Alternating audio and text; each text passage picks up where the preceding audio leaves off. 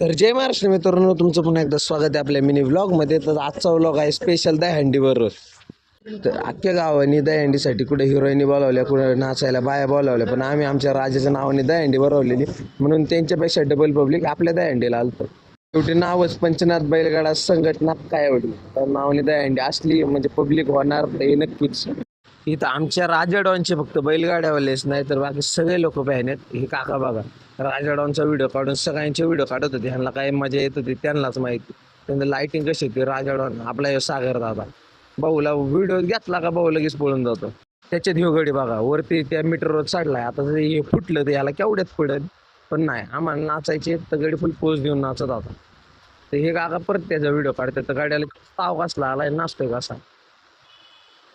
Hotel बरोबर बारकी पोरं एन्जॉय करत होती. तर ही बारकी बा कशी नाचतात. त्याच्यात ह्या काकांचं ती वेगळीच तारा. ह्या डान्स मूवला काय म्हणतात, म्हणजे या डान्स प्रकाराला काय म्हणतात नक्की कमेंटमध्ये सांगा. ही सगळी कामं आदिभाऊ एकटाच करतात असं वाटत होतं, कारण सगळी पोरं नाचण्यात बिजी. तर आदिभाऊची कामं जोरात चालून त्याच्यात भाऊने डायरेक्ट पाईप घातला आणि डायरेक्ट सगळी पोरं भिजवायला सुरुवात केली. इकडे पोरांच्यावर पाणी उडवता उडवता भाऊने डायरेक्ट शिकून लाईटीच्या मशीनवर पाणी उडवलं. मशीन जरा बंद पडली, त्याच्यामुळे हे कव्हर करायला भाऊ आलता. भाऊ त्याच्यानंतर आम्ही इकडे फोटो काढत बसलो, कारण भाऊने मला बी जावलं होतं मोबाईल सकाळी. तरी नशीब मोबाईल वाचला.